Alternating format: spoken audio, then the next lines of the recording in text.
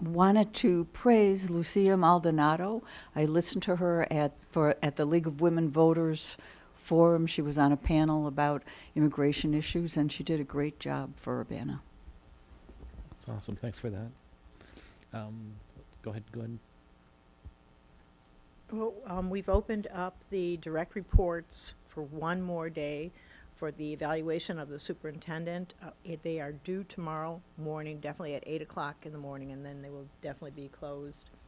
I think we'll probably take tomorrow to make sure we have them all together and we understand all the questions and answers so we can send them on to you. And then you'll have, I believe, up until the 12th in order to review them and to evaluate. I'll make your evaluation as well, Philip. So that's where we stand right now. Thank you very much for doing that work. There's a lot going on behind the scenes to make sure our superintendent evaluation is done on time. So thank you all, and thank you for all the direct reports for filling out. The data you give us is really valuable for our evaluation of the superintendent. I guess one more board report is I want to thank Quest for bringing in all these healthy snacks for everybody here in attendance this evening. So thank you guys for that. Anyone else?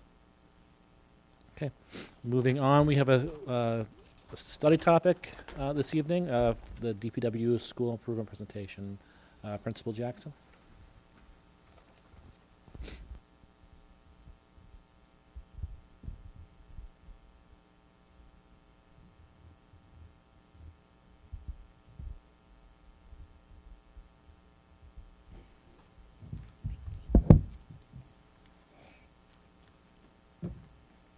Good evening.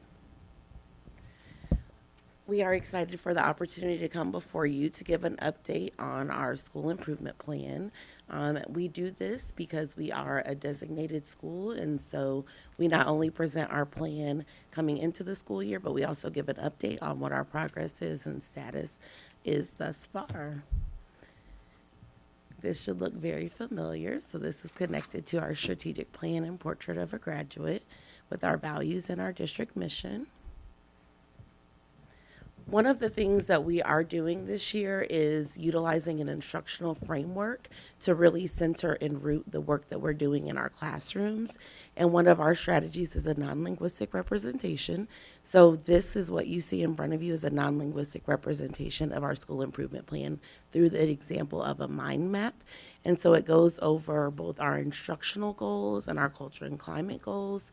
So we're utilizing the instructional framework with a focus on identifying similarities and differences through literacy and using non-linguistic representations in math as a focus area. Overall, our goal is essentially the same for both literacy and math, and that we would like to see 60% of our students for literacy in first through fifth grade meet their English language arts growth projection as seen on MAP.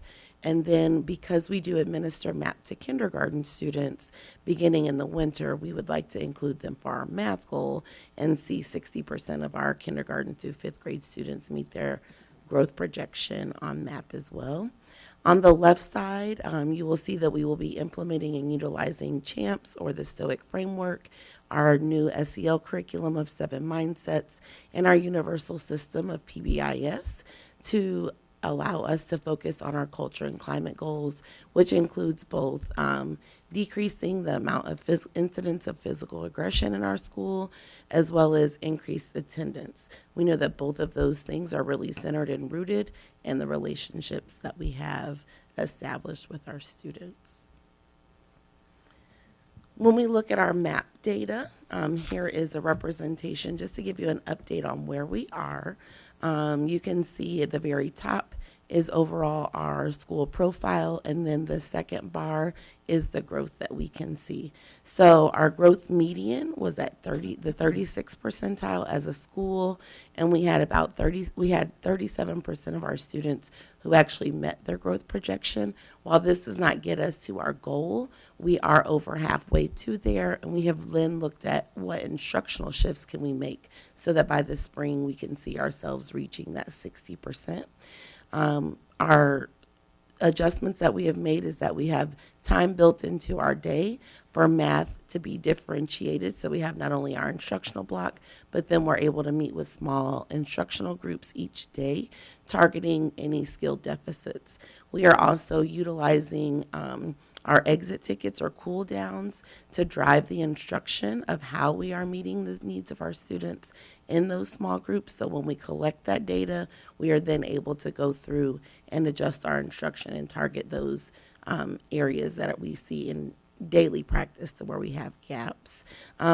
Using additionally our checkpoints, which is kind of like a mid-unit assessment to really allow us to see any deficiency areas or areas of strength, so that when we are doing that targeted instruction, we're really focusing on the areas of need. And then we're using those cool downs. We meet in PLCs weekly, and each month we divide our PLC topics up. And so we talk about math at least once to twice a month to see how students are performing, but that data is being collected every week for us to focus on in those team conversations.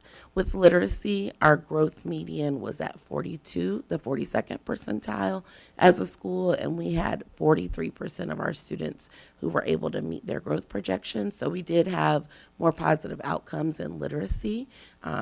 As we continue to think about what were some of our needs, and we'll talk about how we've adjusted our professional development plan, you will see in the future slides that we've really targeted professional development around math and how can we support meeting the needs of our students through supplementing areas of instruction within our curriculum.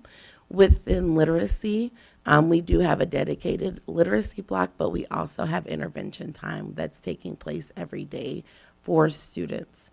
In kindergarten through second grade, the co-teaching model has been implemented, and so we have co-taught skills for K2 daily. For third, fourth, and fifth grade, in first quarter, we were really focusing on meeting the needs of our well below students through our co-teachers and CIT, but for the third quarter, what we're really focusing on is pulling our yellow and orange students. So what we've considered in the past is those bubble students, so that they are meeting with our co-teachers and our curriculum implementation teachers or CITs for them to get the targeted instruction as we're preparing for IAR, so we can increase the skills in those groups. So they were being seen previously by classroom teachers, but we really wanted to focus that time with the highly skilled professionals who are able to pull them out and do that targeted intervention with them. And they're utilizing the high five strategies in those instructional groups of activating prior knowledge, summarizing, questioning, visualizing, monitoring, and clarifying.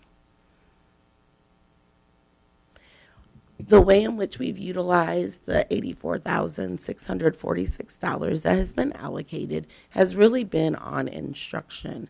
So we were able to bring in an illustrative math coach who provided professional development for our third, fourth, and fifth grade teachers, which has happened twice already this year, and we're excited that the state was able to allocate us additional funding, and we've already contacted them to be able to come in again before the end of the school year. With that, the coach came in and did walkthroughs in our classrooms to see what practices were being implemented and what professional development needed to be targeted, and that focus really centered around making sure that teachers were equipped to utilize centers in the intermediate levels. They are required and naturally integrated in the K2 math curriculum, and they're suggested in intermediate. But what we found is really ensuring that we were doing those small group instructional days was going to be critical to be able to meet the needs of our students. We also have just under $5,000 allocated for instructional materials. Those are things like we utilize UFly in our small group literacy interventions, which is a phonics-based system that allows us to teach phonics to some of our intermediate students who may not have already mastered those skills. So we're utilizing that program. And then we've been very excited to incorporate AVID, which is Advancement via Individual Determination. We do have that at our sixth grade center, middle school, and high school. And this program allows us to really target those research-based, high-quality instructional strategies as well. So this year we've been able to implement that at fifth grade and in one fourth grade classroom, with the plan of being able to move forward with that training happening for our fourth grade team for next year, but then also being able to incorporate that K-5. So really, when we think about Wicker, which is writing, inquiry, collaboration, organization, and reading, and making sure that we're incorporating as many of those strategies into all of our content areas so that we can produce students who can be able to explain their thinking, have opportunities to collaborate, focus on being organized, but also being able to explain their thinking. And then we've also utilized funds for data-driven analysis. So our school improvement team, we meet twice a month. I also meet once a month with our ISB representative, and then I meet in a cohort for the second time of the month, really looking at how are we targeting our goals. Specifically, chronic absenteeism is always one that in our cohort we're talking about how can we continue to increase consistent attendance at school, which we will talk more about a little later. So what does this look like? Instructional strategies, we are again focused on the Marzano's high yield strategies of non-linguistic representation through modeling and a lesson alignment, identifying similarities and differences. What we've been doing is modeling this in our professional development and asking teachers to go through and align it within their curriculum and find ways to ensure they're utilizing these strategies in daily practices. We were really excited when we asked teachers to sit down and do this during planning time because the curriculum incorporates a lot of these strategies naturally within it, but it helped to be able to see we're not asking them to do anything different. We're just asking them to be intentional and make sure that their lessons include these on a daily basis. We also had an opportunity to send staff to the Avid Summer Institute in Chicago, where our Avid site team was really able to roll out a plan of what would Avid look like at Dr. Williams as we opened it up in 5th and 4th grade. We had an Avid 101 kickoff so that all of our staff could become more familiar with what Avid is. And then we had an opportunity to bring in our Avid coach, who was also able to come in and do walkthroughs at our school and provide specific feedback to our teachers on our implementation of Avid thus far. And they meet monthly as a site team, which Mr. Musselman will talk about a little later, but they've also been able to model these high yield instructional strategies for our staff so that we can make sure that while Avid is focused at 5th grade, we are continuing to bring the information forward and increase the knowledge of all staff as we continue to build our capacity with implementing these strategies. A lot of our professional development focus has been on math because we've seen a higher rate of growth in literacy than what we are seeing with our math data. And I do believe as you've looked at district data, that is on trend. So we were really excited to be able to bring in illustrative, and I'm saying I apologize. We always use all these acronyms and shortcuts, but illustrative math, and really having that person come in and help focus us on at intermediate. Our older kids, they need to work with hands-on tactile manipulatives just as much as our primary age students. And so that was really helpful. But then she was able to come back in December and see how were we implementing the strategies that were developed in November as a focus, and then take it to the next step. So we're overjoyed that the state was able to get extra money to give to us so that we could bring them back because our staff were really excited. Another part that came into this is really looking at our pacing and are we on track with where our scope and sequence is, and then if there were any adjustments that needed to be made, how can we naturally look at the units of study and blend lessons that already pair well together so that we can cover all of the units by the end of the school year. And this is a little focus area. I think we're always also trying to increase the student fluency, and she was able to share with us some fluency resources that are digitized, which are interesting to students.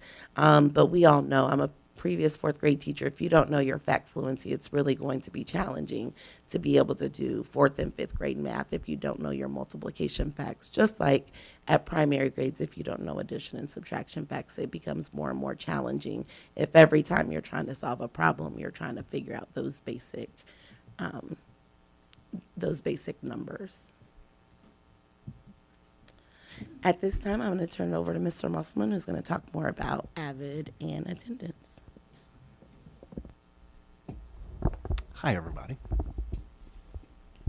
Yeah, this is a lot for me to work at one time. Okay. All right, the first thing, I'm going to talk about AVID just a little bit, and I'd like to give credit to our AVID site team.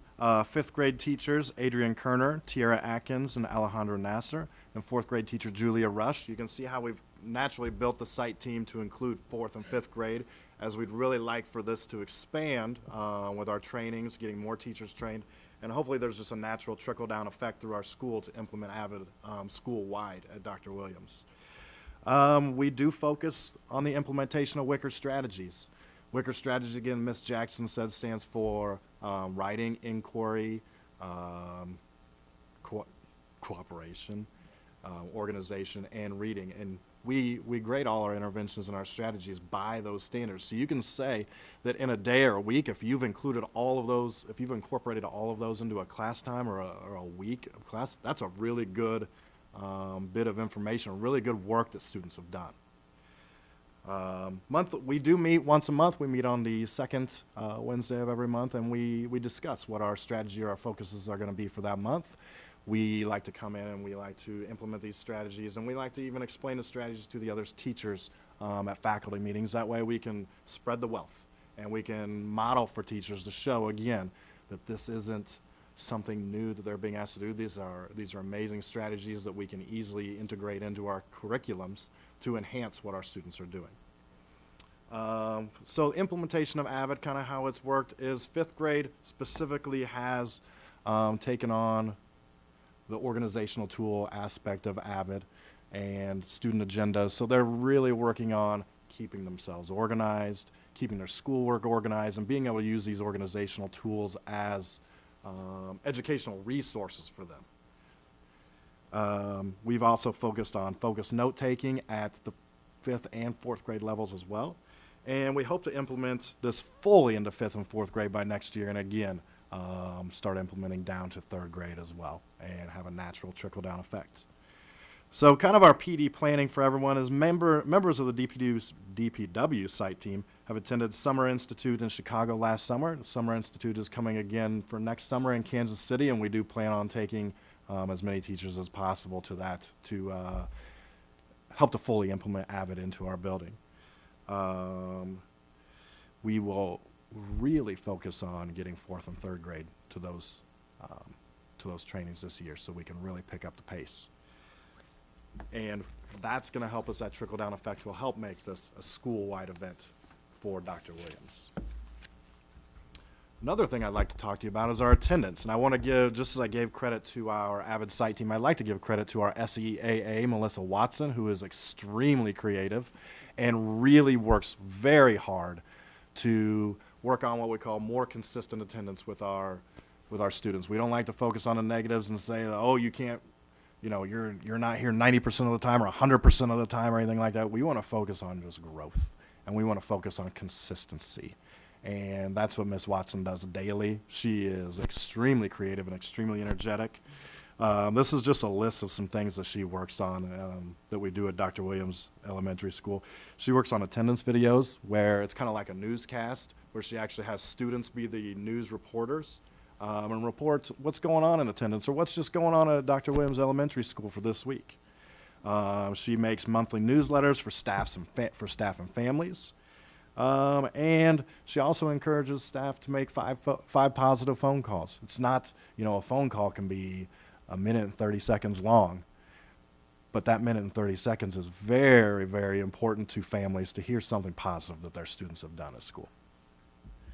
Some incentives that she has put into place, Attendance-opoly. It's always hard for me to pronounce that, but she has a large Monopoly board that she has made up on the wall, and she keeps track of students' attendance based on monopoly. So if you are, and let me tell you, this has produced so many classrooms that have actually gotten 100% attendance through the months of November and December because the teachers and the kids are just competitive and they want to win the monopoly game for attendance. She also has, if you can come into our lunch periods, she'll set up VIP tables in the middle of our multi-purpose room, and she will have students come up who are being recognized for increased consistent attendance, for their growth in attendance, or just by having consistent attendance already. So they get to sit at a VIP table up in front of everybody. They get chips and drinks and stuff to enhance their lunches, and they just think it's the greatest thing. And these are ways that we could recognize any and all students in this manner, and that's her intentions, is as many students as possible get that positive reinforcement and that positive recognition for what they're doing. Out of the blue celebrations, and that's just what it sounds like, out of the blue. If we have something to celebrate, we're going to she sends out an out of the blue video, and she'll send that via email. There may be a third grade class whose attendance maybe hasn't been up to par, but now today they have 90-some% attendance. We are celebrating that immediately, out of the blue. That's just what it means. Our interventions for attendance, we have grade level attendance competitions. So if you are a member of a second grade class, let's say we have 4 sections of second grade, the class that has the most consistent attendance among the second grade will get a trophy for the week, and we kind of say you get bragging rights for the week. You get to adorn the trophy in your classroom for the week. And we take pictures of the kids and put them on our front display board as they come into as you come into the school. You can see our display board. We just really try to hype them up. Any little thing that we can do to recognize our students, we try to do. We also have attendance SAIG groups. So Ms. Watson works with students who maybe just need a little extra boost or a little extra backup with attendance. She does work with them and talks with them, has social groups on the importance of attendance and the importance of improving your attendance and just anything to promote all the good that we do at the school. She promotes. And then check and connects. Miss Watson, the first thing she does when school starts is she's got these little pads of paper with the carbon copies, and what she does is she's got a target list of students that she monitors, let's say, that she monitors based on their attendance, and she goes and checks and connects with them and just checks with them on how they're doing for the day. Just another way to build a relationship with students. How are you doing for the day? Tell me what zone you're in. Talk to me about how you got to school today. Tell me something great that happened at school yesterday. Things like this. Just to, again, another person to build a relationship with students and help them understand that they're important, and being at school is extremely important to us. So our chronic absenteeism rate is 32%, and that is actually a decrease from 35% last year. At the same time, our goal was to be under 30%, and we were really hitting that goal. And unfortunately, the cold snap got us. We're a neighborhood school, and a lot of our kids are hoofing at the school or riding their bikes. And unfortunately, cold snaps really, when the weather goes south, our attendance goes south as well. So we are increasing. The weather's evening out, so we've got a lot more kids that are at school this week, and we are promoting them and building them up for being at school.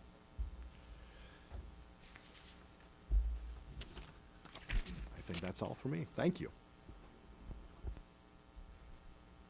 All right. Oh, you got it. I'm just going to talk a little bit about our initiative with CHIMPS this year. I know it's been district-wide. And so just to give an idea of what CHIMPS is how we manage our classrooms. And so part of the things that you'll see in all classrooms is they'll champ out their lessons. And so I just included that here for you. We're talking about conversation, help, activity, movement, participation, and then what happens when we complete all that and how are we successful. And so just to kind of think about what that means to students, it's answering that question, how should students talk in class or throughout the school, and what our voice level should be. If we're asking about help, how can students get help when they need it? So, sometimes it's okay to just get up and go find a teacher. Sometimes I need to raise my hand. Sometimes I could just get help from the people that's around me, the students that I'm working with. So are we telling students that in advance? Also, activity, what students should be doing. We could be working in partners, we could be completing a math assignment, but are we ensuring that students know what the activity is that they're working on? Movement, how am I moving around the classroom? Are we stationary? Participation, how do I participate in this? Am I raising my hand to participate? Am I talking just out loud? But just make sure, again, the students are aware. And then success is, how do we know we completed the activity? How do we know that what we are trying to work for has been accomplished? And so you'll see that in classrooms. You'll see it posted. Some teachers will write it. Some teachers have clip charts down, but that'll be in all of our classrooms there. With Champs, along with that too, school-wide things we've been focusing on is just we use an attention signal. So our attention signals, we say Williams Wildcat, students will do a W, and then the expectation is that our voice level is 0, and we're waiting for the next directions to be given. Things that we've been working on with teachers, and this also ties in what we've been doing with PD, is our Champs expectations for classroom activities and transitions, and then how are we correcting students? So are we correcting fluently to monitor misbehaviors in the early stages versus as a reaction, right? Are we monitoring, are we addressing it with students? So those are things we've been focusing on as a school, on things we want to improve. Again, with Champs, something that we have there is that all teachers did a classroom management plan where they spelled out just in more depth on what how their classroom functions.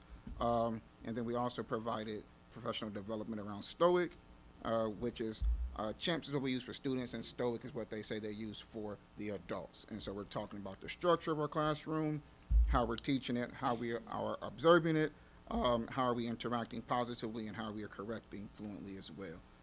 And so we offer professional development with that throughout the school year. One thing we did in particular, we gave students surveys to ask them, how well do you know your classroom expectations? And teachers were shocked based on the information they got back. Some students say, we know exactly what to do. And some classes, students says, we have no idea. And so we took that back, and then we addressed our classroom management plans, and then kind of talked with that as a staff too, on what that says about us as teachers and as a staff, and how can we correct it so students are receiving the best education they deserve. And then that's also saying they just revised their classroom management plans based on their feedback there. Along with Champs too, as our PBIS. And so with PBIS, one thing that we do every month is we have a certain criteria for our celebrations, and that students can have no more than 1 detention or no office referrals, and they'll participate in an incentive.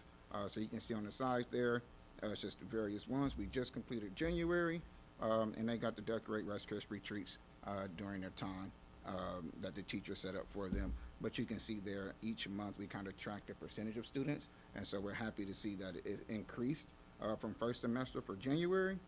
But of course, we'd like to see higher. I think around 95% would be great. 100% would be awesome, but we're still working towards that. So that's what we're doing there as well. And then along with PBIS, we just kind of have our intervention plans. Currently right now, we've got about 186 students who are on an intervention plan, and that could be for SEL behaviors or attendance. And so that's what we're seeing there. And pretty much an intervention plan is a plan we're just going to write for that student just to support them. It could be check in, check out, where they just match with an adult. They're checking in, they have points that they earn, and the adult is encouraging them throughout their day. It could be a social and emotional academic group where we kind of take a deeper dive to focus on what skills that we need to help improve. It also be with our social workers, and then also working to create some PE groups for students who might need more just around that physical part of their day to get up and move more is what we're working towards. Those things have helped to decrease our suspensions first semester from the 24-25 school years for 36, and then 25-26 have been about 27. And so we're happy to see that decrease and want to continue to see it decrease because we all know students should be in school.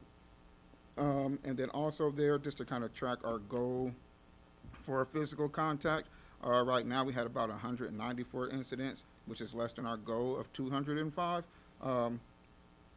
But we're still working to improve that there, to just make sure that students are speaking and we're handling conflict with our words, right? We don't want to go and have to be physical. When I say physical, those are ranges from I'm upset, I might push someone, or I'm upset and I may get angry and hit someone there. So those are things we talk about physical context. We're working to decrease that as well to this school year.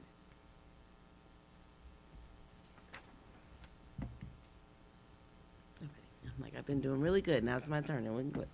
And then, of course, we would like to acknowledge the partnerships that we have.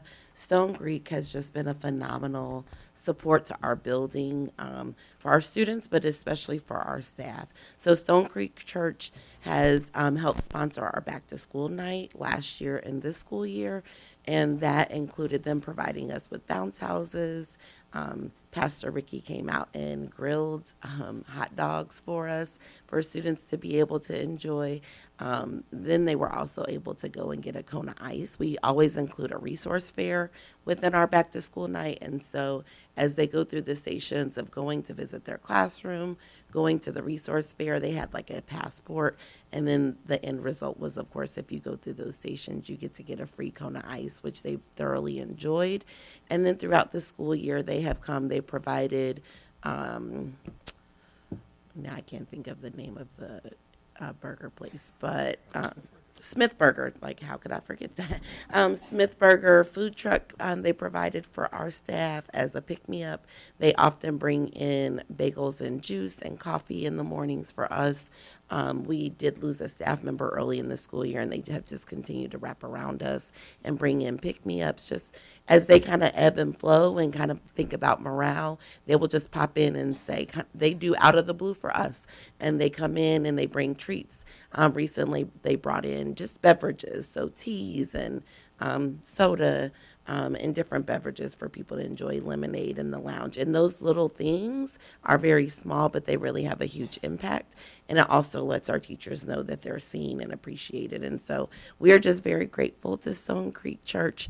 Again, they also remodeled our lounge, so I did put a couple of pictures on there. They remodeled our lounge last year, gave us some updates, so you see like kitchen tables and chairs in there as opposed to the old furniture that just got discarded from classrooms and any hodgepodge of furniture. So it really has brightened up the space, and they even painted the wall, and even that made the nature of the room feel really different and homey. So we're just very grateful to Stone Creek Church. And of course, we're excited to continue to partner with Urbana Park District. We do have our Splash program, which is happening through our Stronger Together Connections grant, I believe is what it's called. Dr. Octavian is nodding so. But that Stronger Connections grant has given us an opportunity to have STEAM enrichment activities for our students. We do recognize that we're continuing to think about ways that we can continue to increase our growth and proficiency at the school, but that also comes through enrichment activities that a lot of our students are not always having an opportunity to participate in. So having that partnership with the Park District and then them coming in to provide homework help and really hands-on learning opportunities has been amazing for us. So at this time, we're going to look to you to see what questions you might have for us. Board members, any questions? Going back to the discipline stat that you presented earlier, with regards to just being a little bit under your goal for physical contact, is that the goal that you present here for 205? Is that what your goal is for the whole year? Okay, so you're close to where you. Okay. Yeah, we were at 242 at the end of last year for incidents of physical contact, and we wanted to see a decrease in that by 15% and go down to 205. So we're not far from it. But we're also hoping that, as we've even seen as we've come back from January, it just feels different. We have students who have previously been agitated and swung at someone who are now seeking help because we are seeing the benefits of our social, academic, instructional groups and really helping them be able to express themselves before they respond in that way. So we are close, but the percentage of our referrals is a little less. So last year, over 45% of our referrals were physical contact, and that's down to about 40%. So it's interesting, depending on how you quantify it, is what's the Sure. percentage of the referrals, but we were specifically targeting incidents of physical contact because that was up at a higher rate, and specifically targeting our Black males and decreasing the numbers of physical contact with Black male students. So yes, No. unfortunately, that Well, is the end number, I but mean, I'm not trying to nitpick. It certainly seems like across several metrics, things are definitely improving. So it's really heartening to see all of that. yeah. Good, Sherry. Well, I know as a designated school, there are certain things that you have to do in order to show that you are working towards the goal that you want to. What's next? What's the next thing that you're required to do or you want to do for the school? So we will come back, of course, in the spring and update you on where we landed with our school improvement plan. But really what we want to do is to continue to implement AVID school-wide. I am very excited that both of my counterparts have worked in AVID schools, and we really feel like that is what's going to support our students with the instructional strategies that they need, that we can see the increase in our academic outcomes. Right now, we're on a slow and steady increased growth and slowly increasing proficiency, but we really feel like that implementing AVID school-wide will allow us to make significant growth in a much faster rate. So while we're doing that slow roll implementation at 5th and 4th grade, really being able to incorporate those Wicker strategies, K-5 is going to help us, I think, get a quicker return. And as I've talked to both of them, as they've worked at AVID schools, they've seen that data turn around. So that's really where we're looking to go as we continue to also increase consistent attendance. Those proficiency and chronic absenteeism rate are two of the highest qualifiers to get you those points that you need in order to come out of our designation.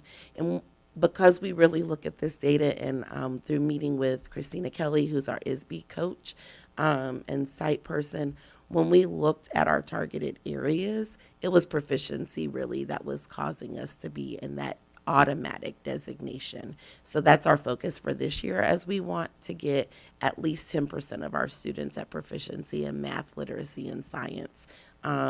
Last school year, when we looked at that data, we were at 13% proficiency in science, just under 8% in literacy, and around 6% in math. And so if we could get all of those to at least 10%, we could come out of the automatic designation. So that's really what's causing us to be automatically designated. Our growth was over 50%, which was very significant. So when you look at how they calculate it, we're making the growth that we need, and we're increasing attendance.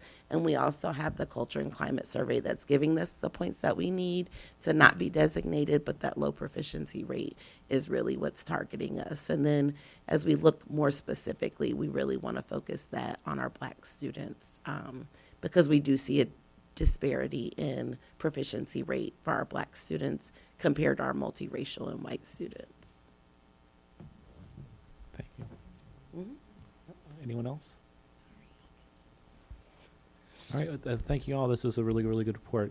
Congratulations on the strong results we're seeing here. Thank you so much. Have a wonderful evening. Our administrative report this evening is our transportation overview. It's going to be led by Marianne Schloss. Good evening. I'm going to have, do you guys mind coming up to the table in case there's any questions? Jay, do you mind coming up too? So tonight we have Jay Rank with MTD. We have Chris Coyle and Shawnee Langley from First Student. So I'll give them, I'm going to do most of the presentation, and then if you have any questions, I'll have them respond. Thank you, John. Okay, so for our contracts, we do this like every year just to kind of give you a heads up of where we're at, where we are with our contracts. We're finishing up our second year with First Student contract, and we'll be going out to rebid in February of 2027. That's just part of our contractual agreement with First Student. And with MTD, we have an annual contract, and these are the costs of both contracts for each. We're going to kind of start with MTD a little bit first. With our data this year, most of the incidents were for UMS in years prior, but then now we have our sixth grade center. And with the graphs that we had, it was including sixth grade center and UMS. And so I kind of pulled out the data for sixth grade center because I had a feeling that might be a question of what do incidents look like for sixth grade center. So the sixth grade would start, if you look at the graph, starting August of 2025. So as you can see, the incidents have decreased quite a bit from school year 24 to school year 25.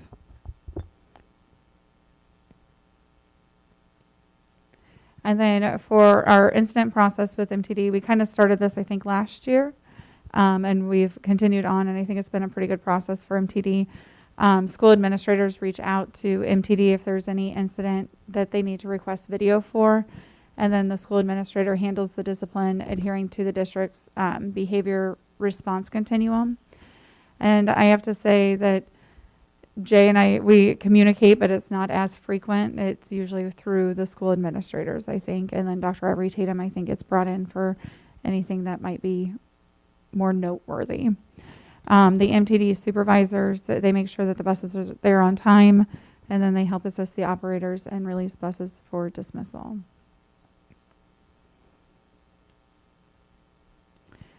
For fall of 2026, we started a Learn to Ride program for the incoming sixth graders last year that kind of went over the expectations for sixth grade orientation. The official date is still yet to be determined, but we're looking for April of 2026. And that's a good opportunity for MTD because it's a new process for our students going to the sixth grade center. So they get to learn about not riding a yellow school bus versus riding the city bus. Last year, we implemented adding a green bus to kind of help lower the numbers of the current routes, the number of students on the current routes, and we split the orange and gold. And we've seen, looking at our data too, for instance, some pretty good data, so we're going to continue with that. And there are, we still have the routes and neighborhood maps available on their website if you wanted to know which route your student should be driving or riding. And that is most of our MTD information. So if you have any questions, we can take a pause and allow you some time to ask questions of Jay.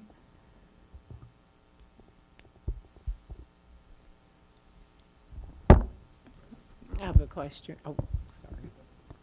Regarding the splitting of the orange and the gold, and so you are decreasing it due to the behavior concerns on that route. We split it last year because of capacity issues, really. In pre-COVID, we had them split up into two buses, but we had a driver shortage and a vehicle shortage, so we combined them for several years. But then it was problematic, and there were some students that were on the bus for a long time. So last year, we split them back up, and that's been helpful.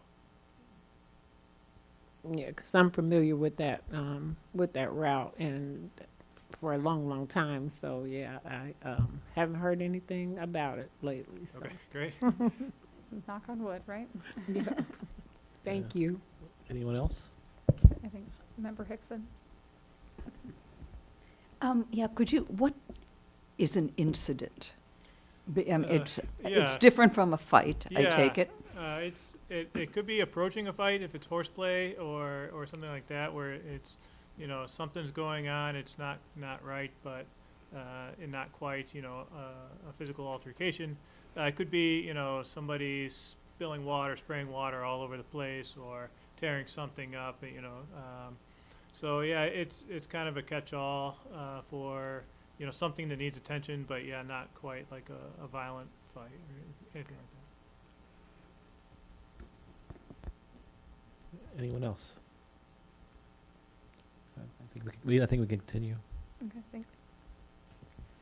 So for first student, the last couple of years, we've given you what the the routes were that we had for each bus and each school.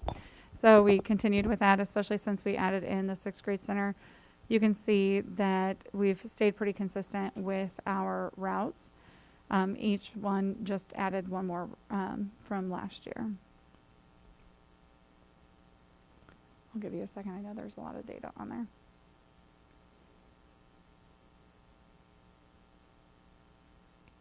And you can also notice that it's like the Circle Gerber Pavilion, those were increased.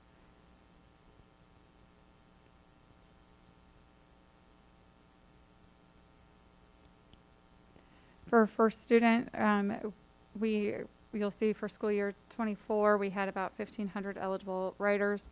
That increased for school year 25, and it went back down a little bit just due to enrollment for this school year.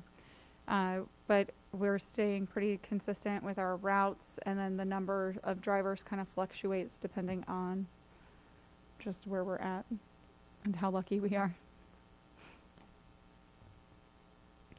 For student behavior, for first student, we got some data back.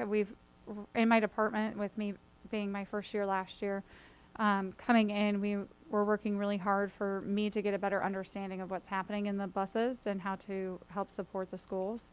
And we realized that our data is not very consistent from year to year, because we have been really encouraging the drivers to use the referrals as a communication tool to let us know if there's anything that's happening on the bus.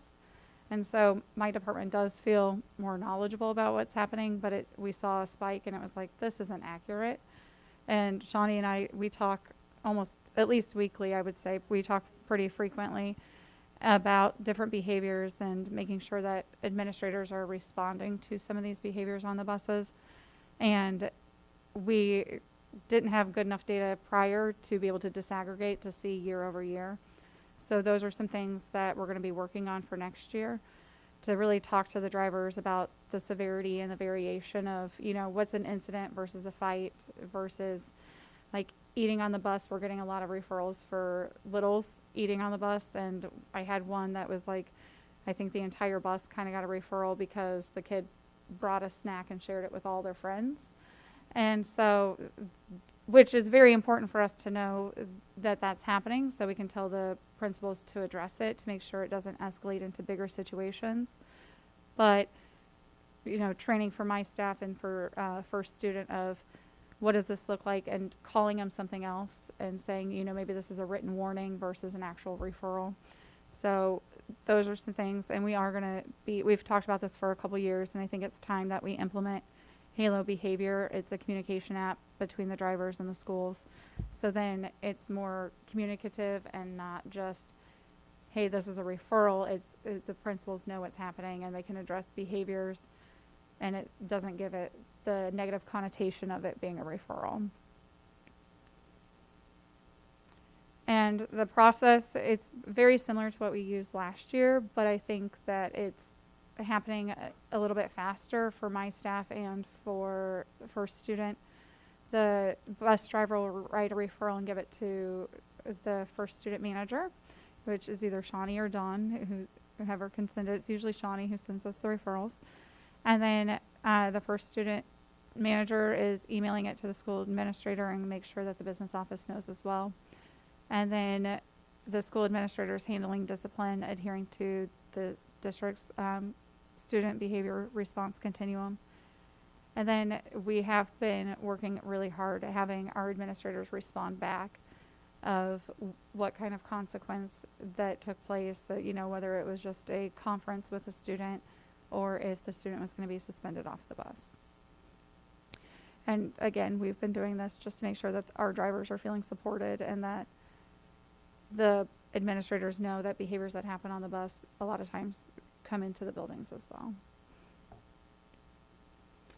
And that is all that we have for first student. What kind of questions do we have for them? Board members, any questions for any of our presenters? Go ahead, Member Hickson.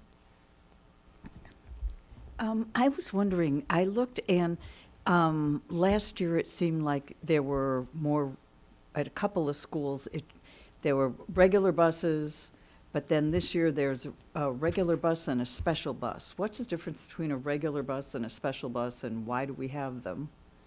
The special buses are for special needs children. Oh, okay. And then the regular ed bus is regular ed. Okay, so like And we have at, to keep them separated. I'm trying to remember, I think it was, I can't, okay, maybe it was, the middle school had 5 regular buses and one's coming to school, 4 regular buses leaving school, 1 special bus. Now it has 3, 2, 3, 2. Yes. Or is that because some of the kids are on the bus for the 6th grade center? Maybe a few. The middle but- school would have gone up probably to high school, would be Yeah. my guess. But we only used to have 1 special needs bus for the middle school, and now we have 2 because you don't want a student on the bus for more than an hour. And so we have gotten more special needs children. Oh, okay. Okay. And And, that's IEP driven as well, so we basically look at the capacity either from time or load capacity, and based off of that, we adjust. So, okay. And we had gotten a letter about people, students at Yankee Ridge having to wait a long time for the bus because the bus was late. And I got the impression from the letter that it had happened more than once. And you were very responsive in saying that communication would be put out Yeah. better. But I was wondering why the wait? Why the wait? I had a driver no call, no show, and we were not aware of it. And Dawn and I, myself, were out driving, so we tried to get a bus there as soon as we could. And the other problem was 26. Our high school driver was supposed to go pick up, and she was late getting there due to having problems with her route. So generally, the students having to wait, that's a problem that won't No, recur? it normally does not happen. Okay, Normally, we have a regular day and students don't wait. But when they do have to wait, I do put out outreaches on our First View app. And if the parents don't have their First View app, I don't have a way to get in contact with them to let them know that the bus is running late. So that's something we communicate out pretty frequently is that, if you have a student that's riding a bus, download the First View app. It's the best way to get information in a timely manner. Is that it? Yeah, I did have a question about also communication, because with the parent square, it's so we could have one tool, but if you ride the bus and you still have 2 different communication tools, is there any way that that could be incorporated in Parent Square and the information can come out through that Parent Square app instead? Can I make a comment about that? I kind of like having the First View app because you can actually track the bus. So you can see the direction that the bus is going. You know when it's coming. It tells you like when the bus is in a certain amount of distance of your home so that you can have your child be ready that when they show up. So I appreciate the First View app rather than having it on Parent Square, where the notifications might be helpful, but I think they do a pretty good job through the app itself if you have that. And there, I think, things that happen in the community that our administrators who post things on Parent Square at 5 and 6 o'clock in the morning are not going to be aware of a water main break or a detour, where construction is happening and they have to reroute buses around. That's happened to us a couple times. And so it's nice for them to be able to get in there and put a message in at 7 o'clock in the morning and tell families that when our administrators wouldn't even have that information at that time, so. And that's like when that 26 was late that day, I had put a message out on First View at 1:30. And I had called the school and let them know that the bus was going to be late. So they could put something on Parent Square, Yeah, I guess is what you guys And I are think the saying. example, they did that day, yes. And then Dawn went, as soon as she got back in, she went in and put in another thing in the First View, another message. I know that you don't have this information now, but I'm always curious to know what percentage of students are taking the bus at each school. and maybe that can be included in future reports. I Okay, can write thank that you. down. Yeah. Anyone else? Go I have more of a comment. I just want to say thanks to the buses and everybody that drove in this really horrible weather that got our kids to school safely. They did a really great job, and I'm proud of them. Thank you. Thank you. Thanks. I will definitely let my staff know. Anyone else? Go ahead, Luke. Luke. The question I have is, do you have the adequate amount of monitors on the bus, or you have Yes. a monitor shortage? Is all No. buses equipped with a monitor? All the buses are equipped with the monitor that is required to have them. And those are IEP-driven Yes. requirements. So that's one of the things that we actually have quarterly meetings with the district administration. So those are topics that we talk through. And if there's something that's needed beyond just normal communication, it's a great opportunity to discuss and get through those issues.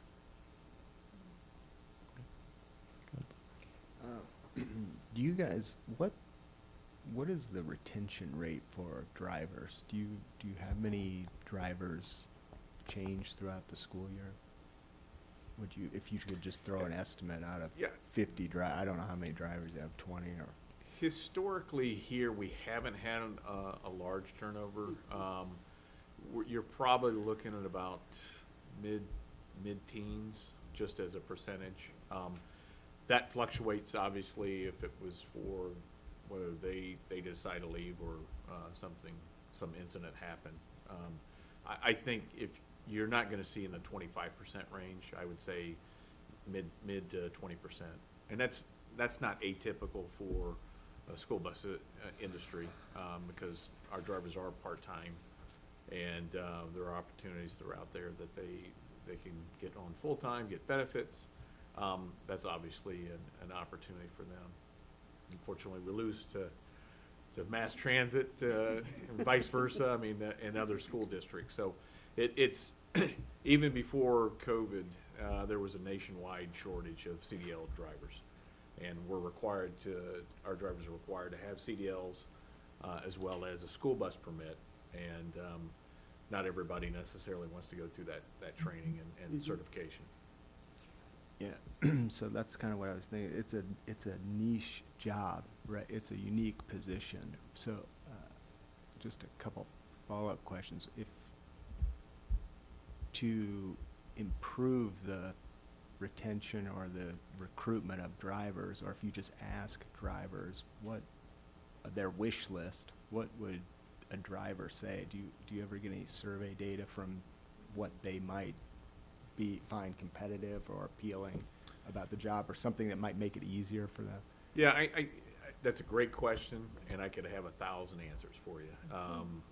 And I think just from being part-time, that stability of having the benefits is one of the key factors. We as a company, though, we actually do provide employee surveys every 2 months and ask those probing questions. And in fact, we've got one coming up tomorrow.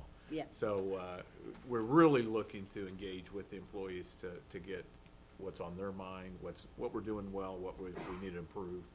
And so, well-timed question. Maybe we can share that in the future once we get the results and share it. Because we really want to be an employer that people want to come to, just like with MTD. I mean, that's what it's about.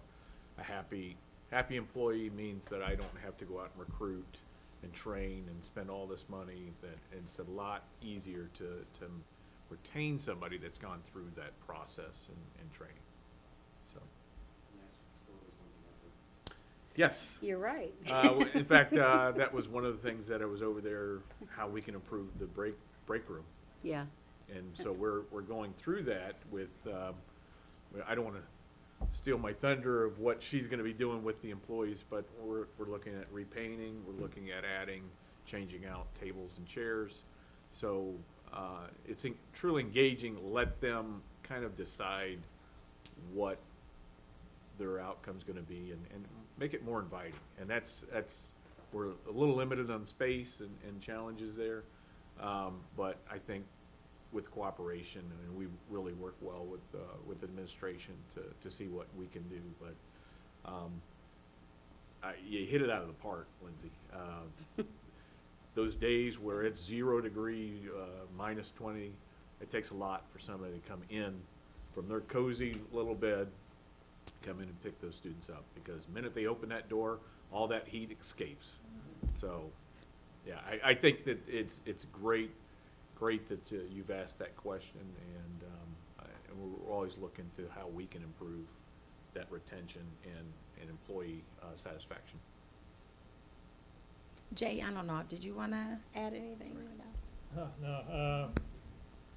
Yeah, I mean, it's been a challenge as well over the last 6-7 years.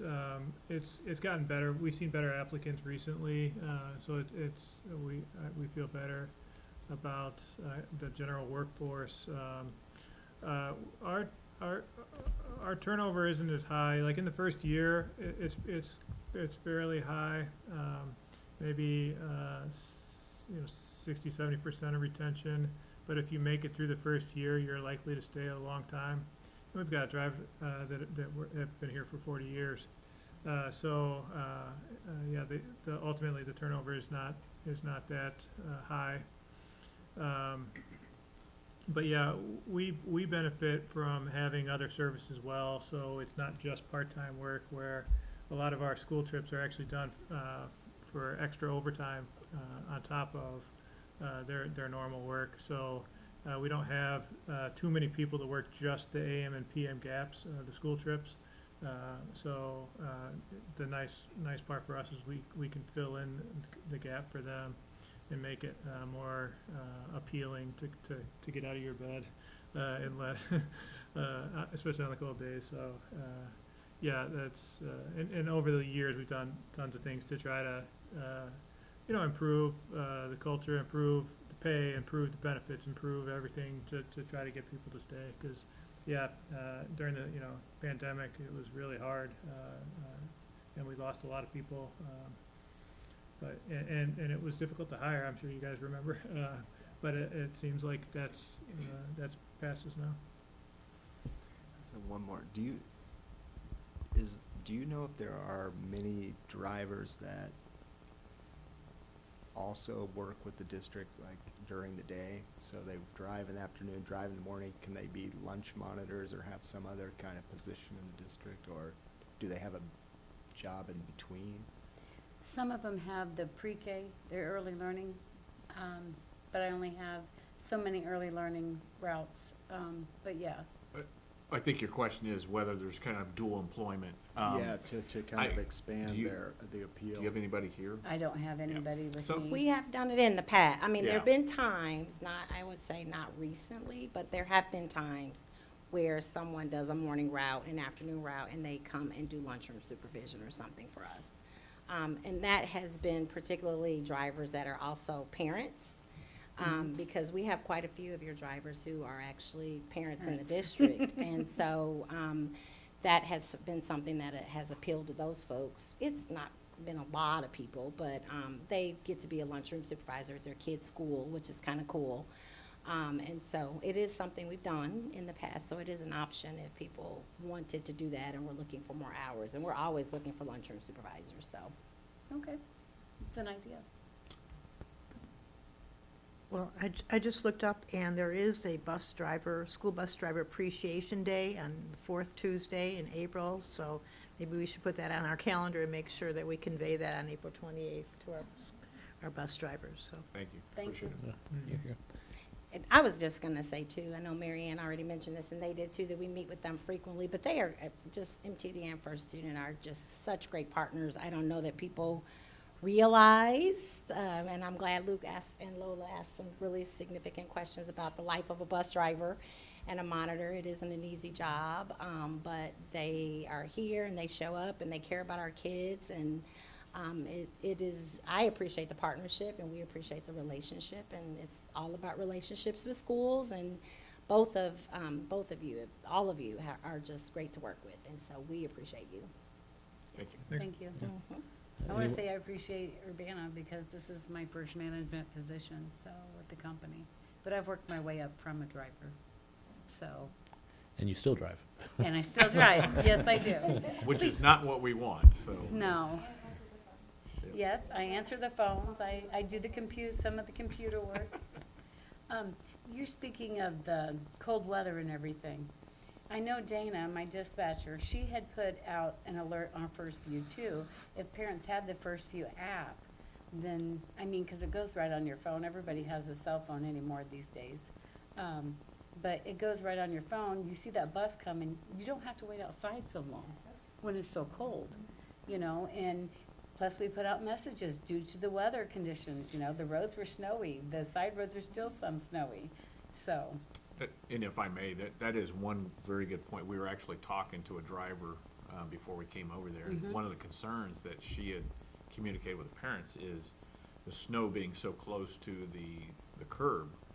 There's not a lot of area for the students to kind of queue up.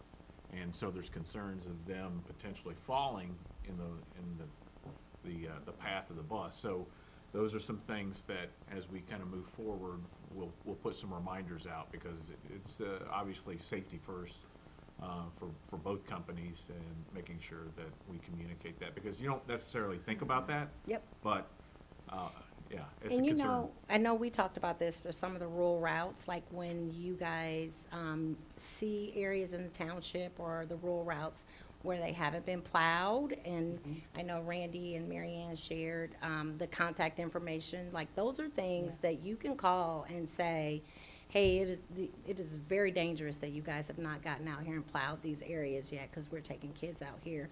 But I think what you just said, Chris, I'd not thought about, if there are areas that aren't being plowed very well, where you have bus stops, I bet our City Works folks would appreciate knowing that. And, I mean, not as a complaint, but say, hey, we pick up a large group of students right here, and you plowed a big, huge amount of snow there, and just let them know that. And I think, you know, we could work with Randy's team to make sure, like, if there are areas that parents let you know, because we would not know that, I bet our City Works folks would help work with us to put that snow pile maybe on the other end of the street or something, you know, so. Well, I also thought about the ice, and one of Oh, my yeah. fear is watching my son go to the bus, and then the like driveway part is icy, and he'll slide under. So I kept thinking, like, get the ice up, get the ice up. But that's one thing too, is thinking like the kids could potentially go under the bus as well.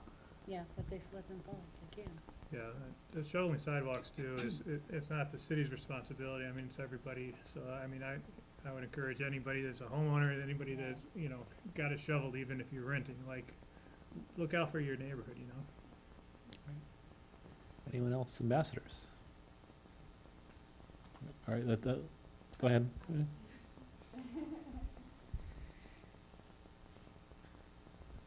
Like, I rode the bus in like elementary school, and it was like a great experience.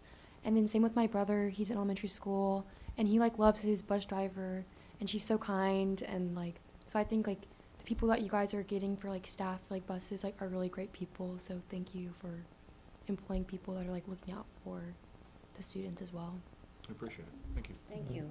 A lot of times when the drivers and the monitors are on those buses, they think of those children as their own. And that's true. That's great. Right. Anyone else? All right, thank you all for coming tonight and presenting us this really, really great report. Thank you. Thank you. Our last topic this evening is a policy review for Press Plus 120. Okay, you should have the packet. I'm not gonna try to navigate the clicker, because I'm gonna kind of not read through them policy by policy, so I'm gonna kind of just go through the packet, if that's okay. So hopefully you noticed that I organized this one a little differently by topic areas. I hope it was a little bit easier for you to read.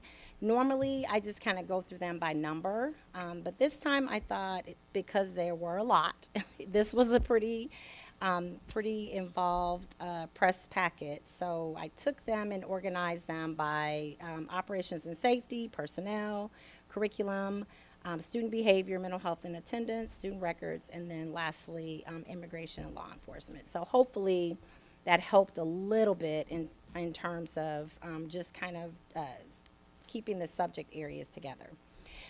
So I'm just going to highlight a few. If you have a particular one that you'd like me to highlight that I maybe don't stop and talk about, please feel free to let me know while I'm in that section, and we can discuss the ones that are meaningful to you. But there are a few that I just wanted to highlight. What we're currently doing, what we plan to do, or, you know, if we don't have a plan yet, what are we going to be doing for that? So on the cover page, I did want to highlight the mental health screenings for students. This is something new. There is a new mandate from ISB that school districts will provide universal mental health screenings for students in grades 3 through 12, beginning with the 27-28 school year. So we have a specific timeline. I actually have added this to our board agenda for March. I'm going to bring a little more information about what this means and how we're going to implement it. The nice thing is we don't have to go out and buy a screener, and I'll share that in March, but ISB is going to provide one.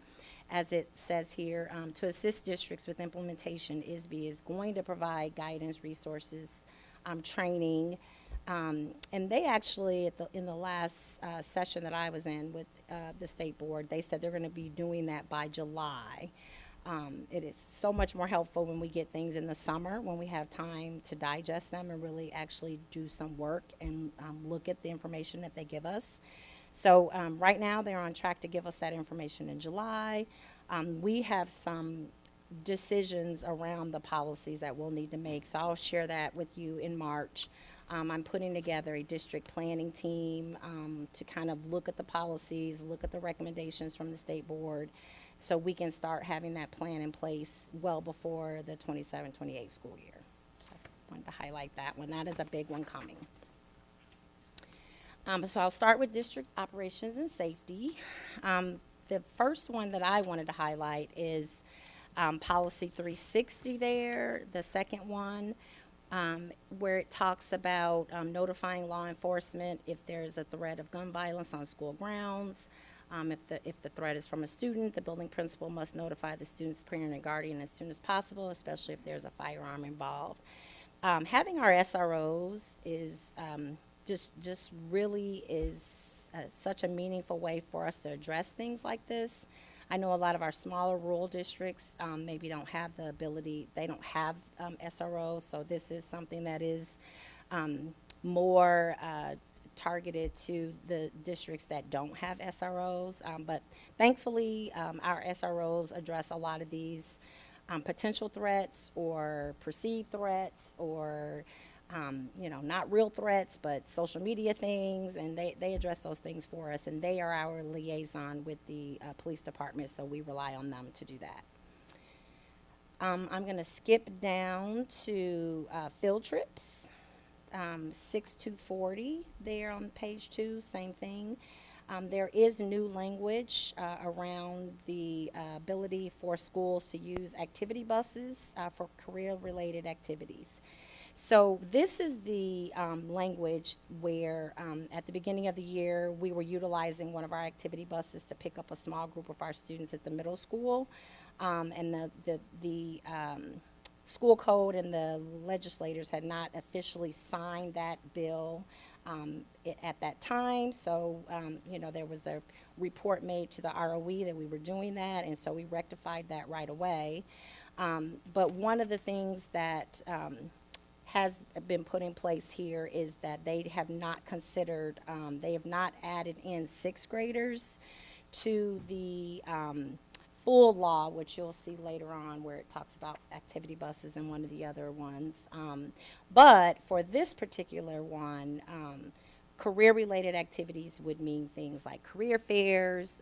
If we wanted to take a group of students to a HBCU fair or to iHotel for something, it would allow us to be able to use our activity buses to do that. We still are not able to transport the 6th graders during the day for curriculum-related things, unless it is a career-related activity which is outlined in the school code language. And I brought it with me in case someone wanted to read all 5 pages of it. It is a lot of words. I'm going to flip on to page 3, unless anybody has anything on page 2 they want to bring up. About field trips, when you went to that other, not in this part that you sent us, but the other long one, it said that the school board was supposed to approve field trips that are more than 200 miles away or overnight. Do we do that? I don't remember doing that. I don't think we do, because we have activity, I mean, our trips, they go to Peoria, they go to, what would be 200 miles? Is that past Chicago? I don't know, but Oh, Habitat is the only Habitat one who would be, does yeah, that. yeah. And I think most of our it was- trips go to St. Louis and Chicago. It's probably the furthest that any of our, well, 150, folks. Chicago's It's about Chicago. 150. I don't know how many it is to St. Louis, but. But there was, in that long one, I thought, well, gee, I Yeah. find those kind of fascinating to read through. That is And fascinating, I yeah. thought, well, I don't remember, here it says, all field trips must have the superintendent or designee's prior approval, except that field trips beyond a 200-mile radius of the school or extending overnight must have the prior approval of the school board. What's the definition of a field trip? I'm not sure that a club's trip yeah. qualify, because we have other things like the African American Club will take students on a long trip to HBCUs or whatever. Okay. So and I'm not sure that's- those qualify as field trips. I would want to know like the legal definition of what a field Okay, trip I is. don't know in the either. Yeah, policy. a field trip would be what is something that's happening during the day from 8 to 3. And we don't have any, other than going to maybe Peoria or Springfield or Chicago for the day or St. Louis I for mean, the they've day. gone That also might to New be. York for singing or, That's choral different, because stuff, that's, yeah. But in these type of things, probably have been going on for many, many years, and that maybe Sure. at one point they were approved, and it was just an Yeah, I was, ongoing, not in my accepted. lifetime, I don't think unless it is something big, like you said, going to Carnegie Hall or, taking a group. But for a normal everyday field trip, it is very rare for our schools to go beyond Chicago area or St. Louis area, or even Indianapolis for that matter, so. I think our schools would just like to have field trips, period, so. Yes.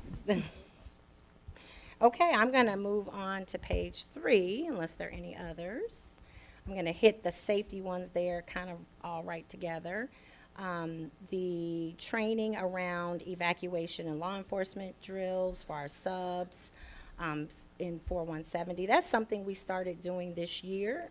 I know John, we were being a little proactive, not so much because we knew this policy was coming, but more so because our substitutes have been asking for it. When we added in the Crisis Go app, is this our 3rd year on Crisis Go? Yeah, about 3rd year, yes.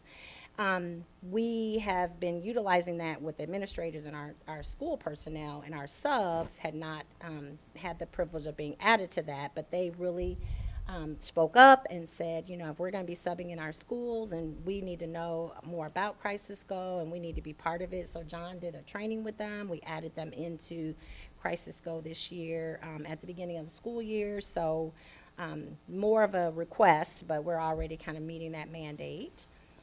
We also have a couple here around, this one is around the hazardous substance release procedures. So that is something that we'll work together, facilities will work on that one. And then the bottom one around threat assessments, 4190. To our districts, as you know, one of the policies from last year was that we will have threat assessment teams at every school. We'll have a district threat assessment team, and we will have those teams in place by the first day of school and make sure that all of our staff know what the threat assessment procedures are. So we've already been implementing that. I know this says that guidance will be provided by ISB, but our student services team came up with our threat assessment protocols about 2 years ago, so we've already been doing that. So once ISB does share whatever threat assessment procedures that they would like us to implement, we will fold those into our current guidance that we already have. Questions on number 3? Okay, let's skip to page 4, which starts off personnel for us. The first one is just an FYI. I believe we've shared this with you, and I know we have a couple board members who participate on the para committee. But for student growth, that is something that we were given the option to eliminate for our teachers as part of the evaluation plan, and through the work with the union, through our performance evaluation committee and the joint review team, they did decide this year to go ahead and eliminate student growth as a significant factor in their teacher evaluations. And if our teachers aren't doing student growth, then our principals aren't doing it either, because they don't have the growth of the teachers to include as part of their evaluations. The next one is the racism-free schools law. So this one has, we've been waiting for the guidance on this for quite a while. We received the training program in mid to late November, and we have put together a training module, and all of our administrators have recently been trained, and we've pushed that module now to our school teams, and the principals at every building have set dates to go through the racism-free schools training requirements and the information that we're required to present. Our facilities department is going to be doing that. Anyone who works in the schools will join one of the school meetings, and some of the information that are included are things like definitions around microaggressions and just some terminology. And one of the ways that we're meeting this mandate is we took a lot of actual examples. And I know facilities actually did this on their own. They thought of what are some examples that we, can make this meaningful for our custodians. And we did the same thing for our administrators. So we took real life examples and then shared those and had thoughtful conversation around reflecting it was there harm, and was there some unbeknownst to the person, maybe some hidden racism kind of in there that maybe whoever was involved in that scenario didn't realize how it might be perceived to someone else. So that has been very thoughtful, and Chastity Beckless is leading that work for the district as our equity person, and we've now passed that on to the schools for them to be able to utilize that training as well. Anything else on, that was all I was going to highlight on page 4, unless someone else had something. Okay. Going to move on to page 5. One additional personnel item that I wanted to highlight was the one at the very top about the short-term approval credential for teachers. ISB has continued to keep that, and our legislators keep renewing it every year, which is wonderful for us. I know, as we mentioned here tonight, we are seeing more people. Our workforce has improved. It isn't as difficult to find and fill positions, but you guys see our personnel reports, so you know that we still have a large number of long-term subs. Some of them are retirees, and so we're grateful that ISB continues to approve the short-term approval credential for teachers, so we can get people in there very quickly to get their credentials, because we do still need long-term subs. I will be grateful for the day when we can go back to just having daily subs, and you need a sub, you call for a sub. But right now, we do still have some amazing long-term subs that are filling positions all over the district. So I'm going to switch to curriculum. Accelerated placement.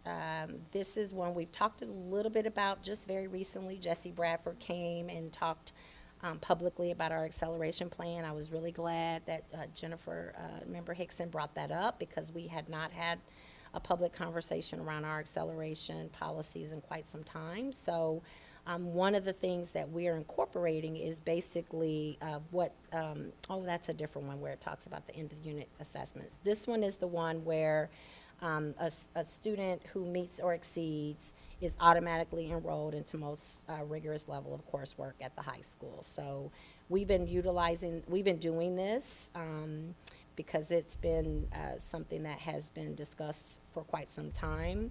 We are not calling it that the acceleration, the auto enrollment part. It's just something we're automatically doing. We're using our MAP data to look at that. One thing that Jessie shared when she was here to present a couple of meetings ago is we're actually going to start using that MAP data to have those same conversations with our students at the elementary level. So just a better communication to say to a parent, hey, your student's MAP data is really showing that they could be elevated to the next grade level for math or for language arts. And some parents may not realize that if we don't tell them. So we recognize that we've been doing that at the secondary level, but not as much at elementary. So that's something that we're going to work in just our acceleration policy, even though it isn't a requirement for this particular policy change. Also, there is the next one I was just going to mention. There is some new language around dual language programs. And the state right now is encouraging districts who have a large number of ELs, like ours, to look at a dual language model for programming to expand their existing programs. And so the state is going to be providing some additional guidance to districts who have not yet created dual language programs and encourage them to do so. Fortunately for us, we've been ahead of that game for a while, and we've had dual language in our district from I think going on 12 years now.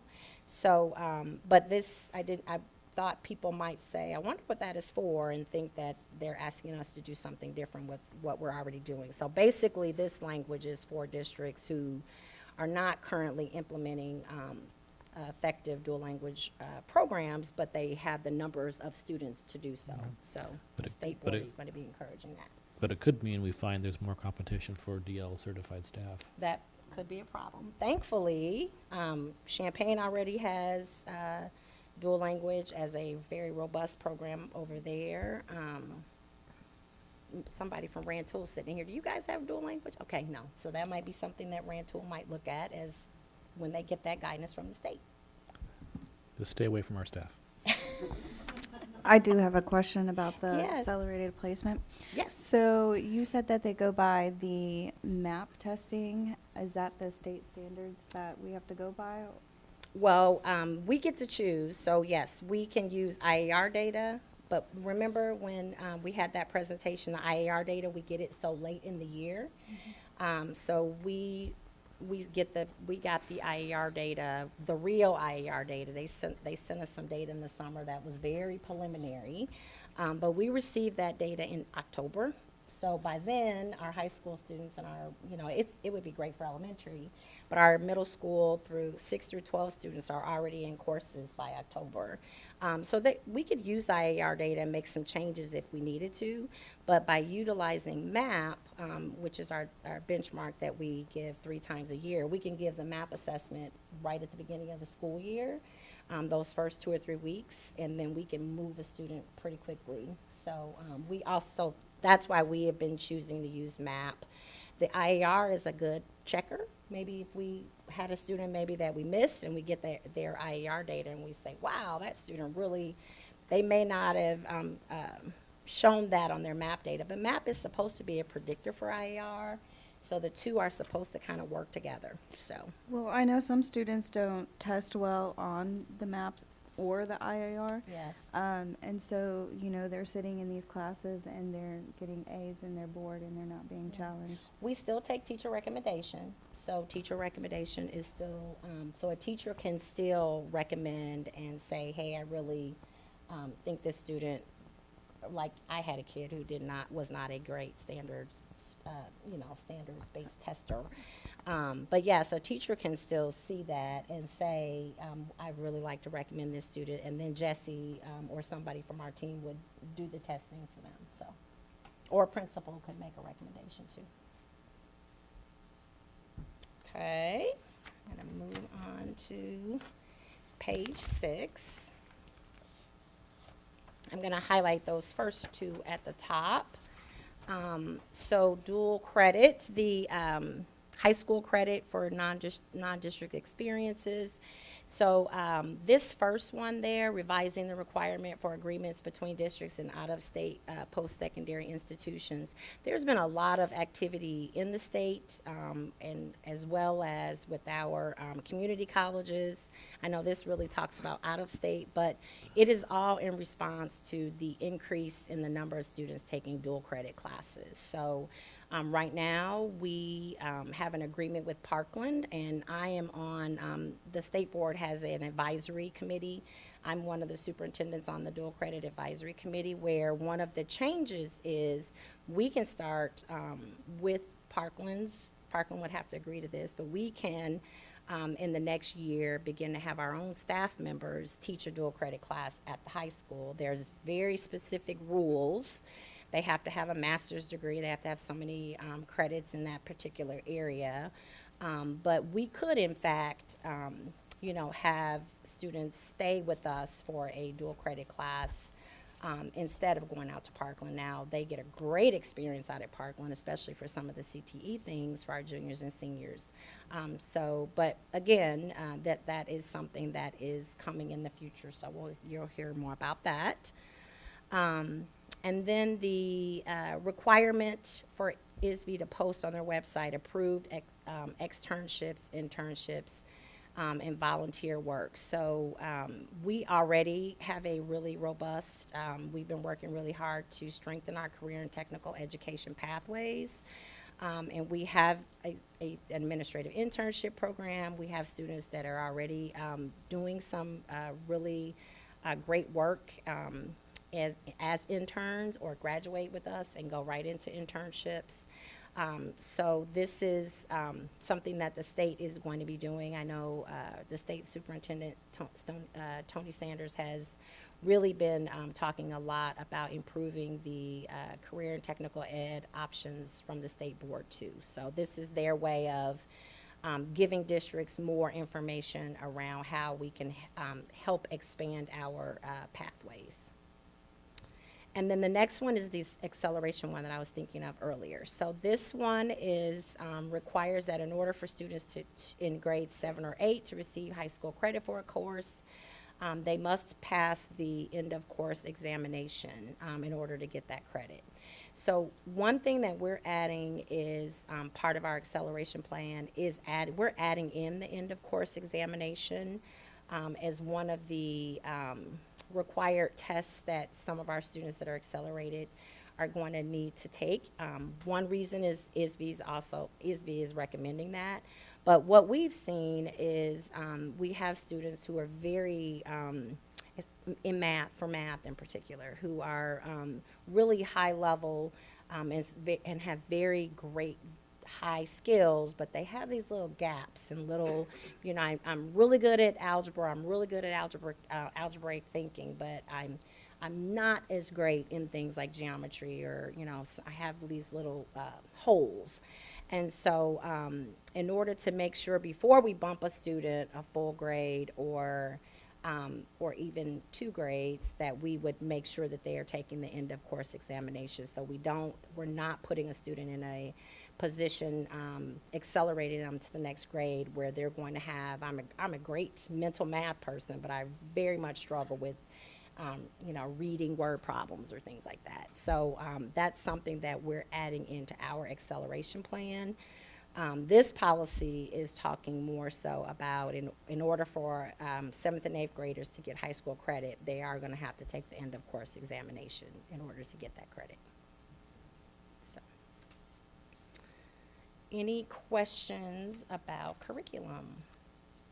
Okay, I'm going to move on to student behavior, mental health. I have one. Oh, yeah. Sorry. Go ahead, Keandra. So the acceleration exam after so like if I did take like pre-calc, but I took it at the AP level, once it is the end of the semester or the end of the school year, I would take an examination for that, or is that? Not if you How would already that work? took it. So if this is for someone who is wanting to be, I want to be accelerated into pre-calc, maybe Oh, I'm not old enough to take that class, or I'm not, I might be an eighth grader and I'm not at the high school yet. So if they wanted to take the pre-calc class, then we would give them the end of course examination just to see where their skills were. But if it's a middle schooler who takes that class, so we have some middle schoolers right now who are taking algebra at the middle school. So when they finish the algebra class, we're going to give them the end of course examination to make sure that they learned enough as an eighth grader to be able to give them the credit. Does that make correct. sense? Right. Yeah. So this is only for students who want to bump up to Yep. a certain Who class are trying to isn't accelerate. there. Right. Yeah. Okay. Good question. Student behavior. So I'm going to jump to the attendance and truancy. This again is in response to some of the growth in the state around CTE and dual credit.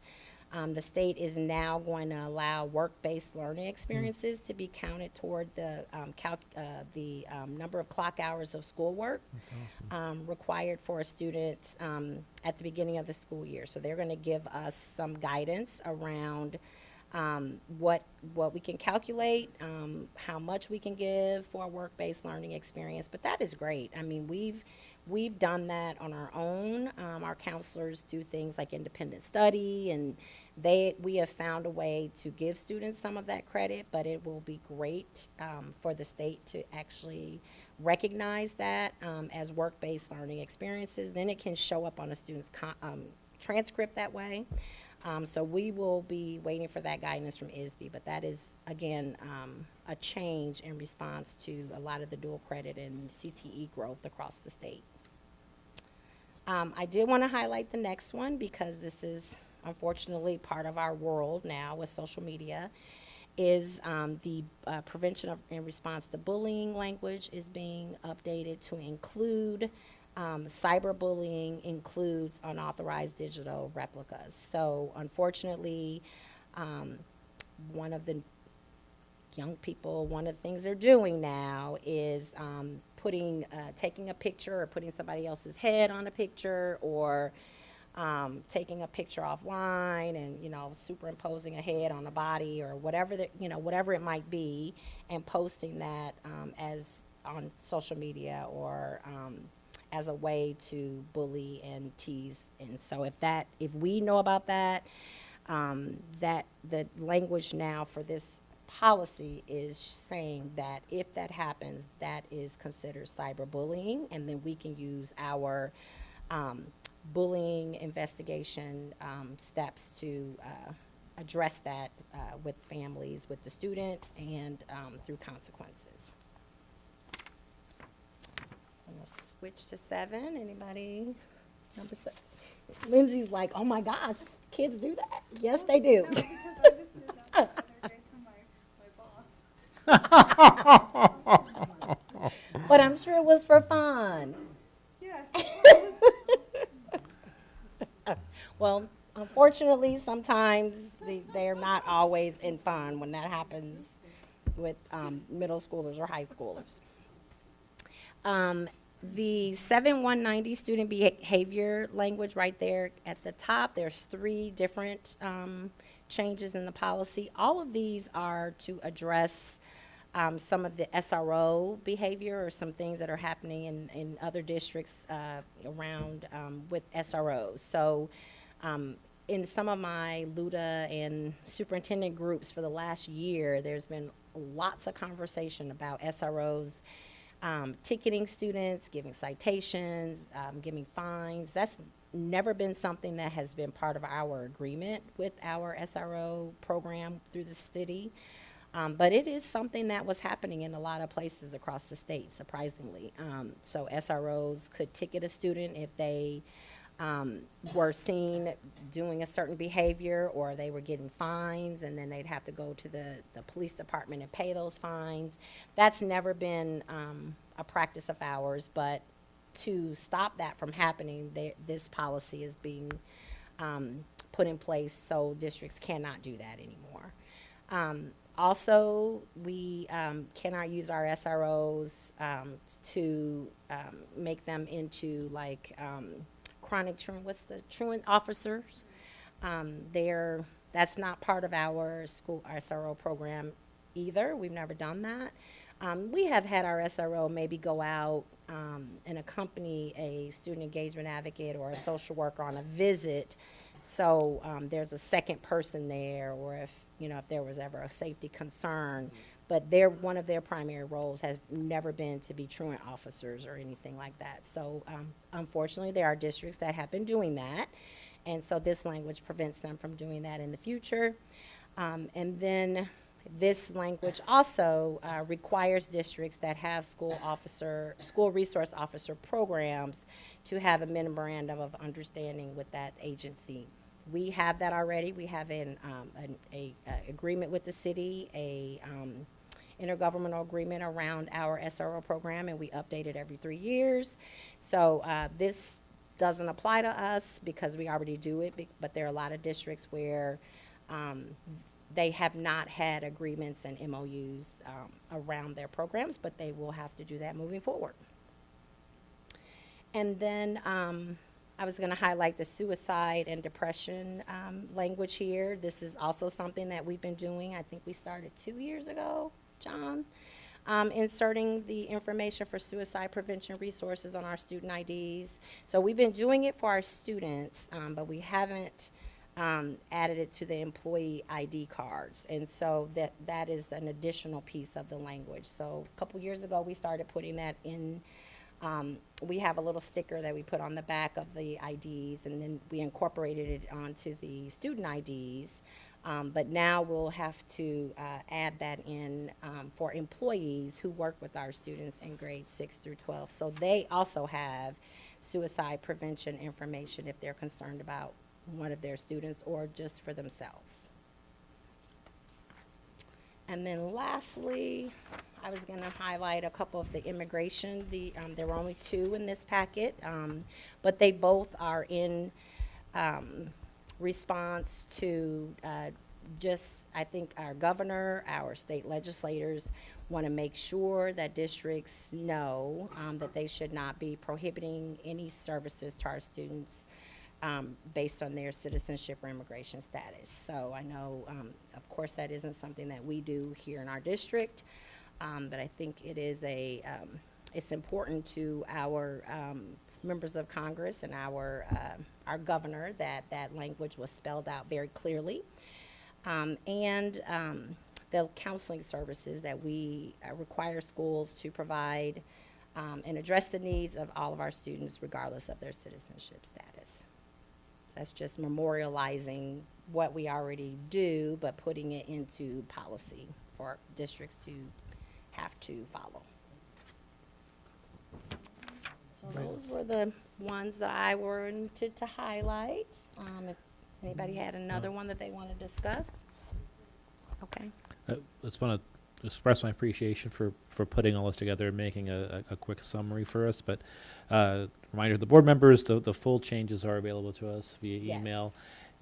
This will be coming up for a vote in 2 weeks. Yes. So please take the time to look over that, and if you have any questions, please present those to administration before the meeting so they can be prepared to answer them, and we can be prepared to vote.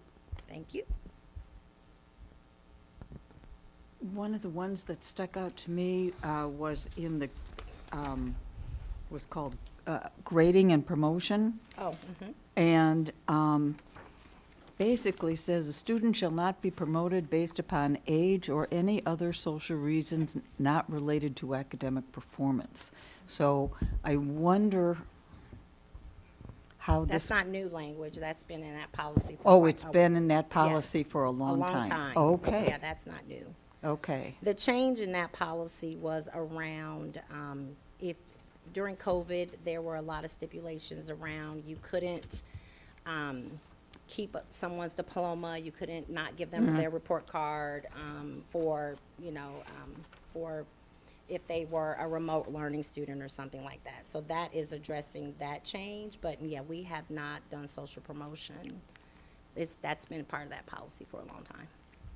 Okay. And do we base all of our promotion and graduation requirements? It says system shall determine when promotion and graduation requirements are met. Yes. And so, to promote a student to the next grade level shall be based on successful completion of the curriculum, attendance, and performance on the standardized tests required by ISB and/or other assessments. Oh, and/or. So we don't promote students based on their standardized tests. We promote them based on their grades, based on the the standards that are addressed on their report card. And for high school students, they're promoted based on The the grades. number of courses Right. and credits that they take, correct? Right. Yes. Anyone else?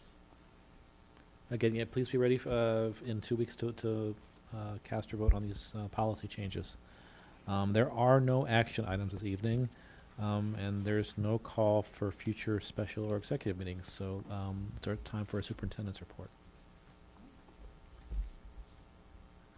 All right, so I've been sharing out in little updates that it is Black History Month, and so we're looking forward to many of the activities that our schools will be entering into and sharing, and just all the work that our teachers are going to be doing to put off some great Black History moments for the rest of the month. Yesterday, though, not yesterday, Sunday, we did have the Black History Month kickoff at Dr. Williams School in honor of Janice Mitchell and her many achievements as a parent, as a staff member, as a district parent liaison. And so here are a few pictures of some of the performances. I know Keandre was there and played with the jazz band, and that was nice, a nice addition to the program this year. So it was a great way to kind of kick off the event. Lots of performances by young people. So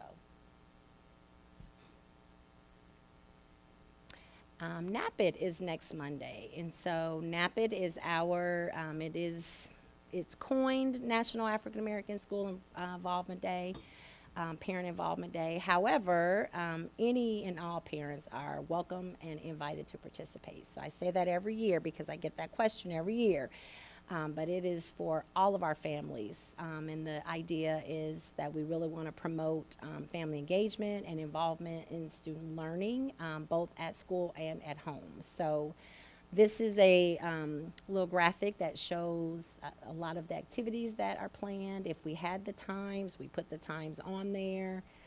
So if you're looking for your child's school, for the public who might be watching, we'll put this in the board update that goes out tomorrow. So you can plan if you want to come have breakfast or visit the classroom. So there is a wide variety of events happening, from just stop in and visit on your own to more formal assemblies and things that are happening at night as well. So I think we'll have a very full day of events for NAPID next Monday. And Winter Guard. So we want to give a shout out to the Winter Guard who, after their performance this weekend, qualified for the state finals in Springfield on February 14th. So our Winter Guard and our flag, Lyrical Flag folks, they just, every year, we're just so proud of them. They just do such a great job, and they always have a showing at the end of the year for state. So we wish them the best. They have another weekend performance this weekend, but then we'll be sending them our best on February 14th when they compete for state. And our ambassadors already shared a little bit about ILMEA, and this just kind of highlights the names of some of the students. This is a picture of some of our high schoolers who participated, but just our middle schoolers who qualified for orchestra: Abraham Cody, Penelope Dunn, Clara Nardi. So congratulations to them. And then our high schoolers, Cecilia Birdsley, Alex Friedel, Giselle Juarez, Isaac Badoni, Junior Nono, Eliana Lee, and Finley Curtis. They all either in chorus or orchestra. And then we actually had a future music educator seminar for Finley. So congratulations to all of our middle school and high schoolers who take part in IL. And EA is a really big deal. And so we always like to celebrate their accomplishments when they get to do that. CTE spotlight. So we'll be having some more CTE conversations here later in May. I think we're going to have our middle school second and the sixth grade center folks come and talk about some of the CTE classes that we're adding to the to help expand our CTE framework down to sixth grade. But here are two of our students who just earned their Serve Safe Manager certificate. So if you know some of our culinary students, they take the, they get the, what's the lower level where they just get their sanitation license? That's part of the class. Well, these guys went to the next level and didn't just get the safe sanitation. They actually now have the Safe Manager Sanitation Certificate. So they can now actually take this credential and be a manager at a restaurant. So it's really exciting that they can do that as a level 3 culinary arts culinary student at our high school. This is the first year that Miss Cheyenne Warmer-Neal has offered the Serve Safe Manager Certificate, and we already have 2 students who have met that criteria. So congratulations. 3 of them. Nope, 3 level 3, but we only have 2 pictures. Yes. And then kindergarten registration, we're going to be putting this out as much as we can between now and April 8th. So if you live in Urbana, you have a student turning 5 on or before September 1st, please, please, please come to Lincoln Square to register them on Wednesday, April 8th from 10 to 5. If you have questions, that email goes directly to our kindergarten coordinator, and she will address your questions and get back to you as soon as she can. That is the last one.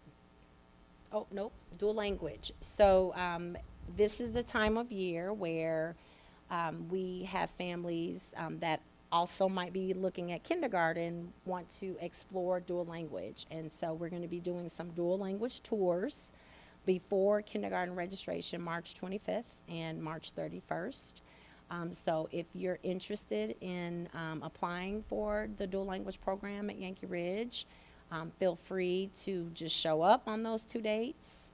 There will be an informational meeting as well, March 31st and March 24th for Spanish and French respectively. And then that way, as soon as we have registration on April 8th, we can make a determination and let people know right away if they've been accepted into the program. But we know it's important to come and see it. And so this is a way for families that might be interested to tour and then, of course, join the parent meeting. So we'll be sharing those out as well. That's it. Thank you. There were a series of FOIAs that were completed that were published in our agenda at this point. Well, firstly, a reminder to the board members to might want to block out a little more time next week or next meeting for our meeting, because we're going to have a long executive session afterwards to go over negotiations and do our superintendent evaluation. Yes, and the business meeting will be short. We have no presentations. It'll just be approving bills and checks and normal business items, so we can focus on the exec portion of the meeting. At this point, then, the chair would entertain a motion to adjourn for the evening. Can I just say one more thing? I'm sorry. I forgot before. We got these T-shirts that very happy to receive, to encourage our families to know how much how important it is that the children come to school every single day.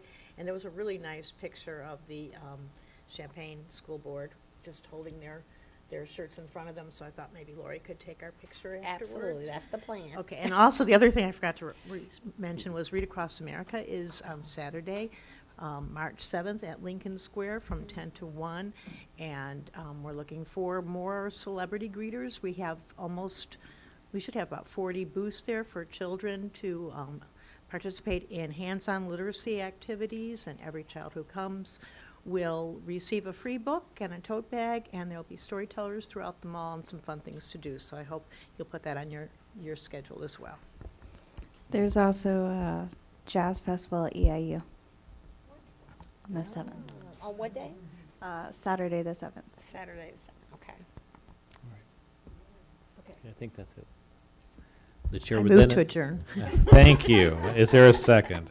A second. All in favor, say aye. All right. We'll see everybody in 2 weeks.